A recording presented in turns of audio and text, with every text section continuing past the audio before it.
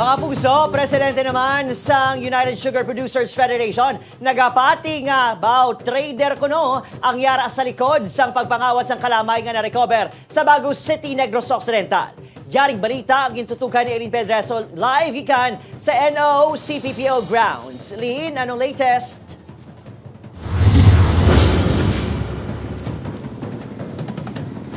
Adrian, padayon nga ginatutukan sang kapulisan ang kaso sang pagpangawat sa mga kalamay nga ginbilin sa Bagos City. Nagapati ang grupo ng United Sugar Producers Federation o UNIFED nga mismo sugar trader ang yara sa likod sang pagpangawat sang sinako nga mga kalamay kaginbilin sa isa ka warehouse sa Barangay Busay, Bagos City.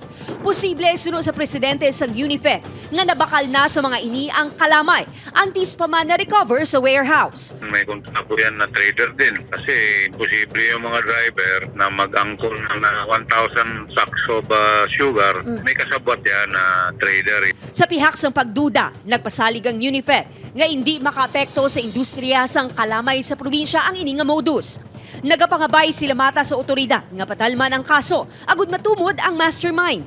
Sunod sa Bagos City Police, padayon pa nga ginatumod ang kaupdanan sang duha ka mga driver nga una na nga nag-ako sa plano.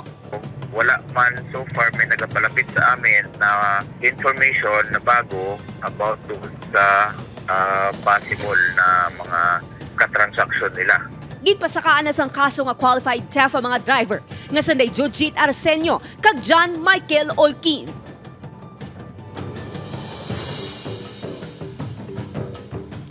Adrian, ginpahayag sang kapulisan nga ginpasakaan na sang kaso nga carnapping ang duha ka driver sang tag-iya sang truck kaina. Adrian? Pero gali ang mastermind, no? Madamo nga salamat, Eileen Pedreso.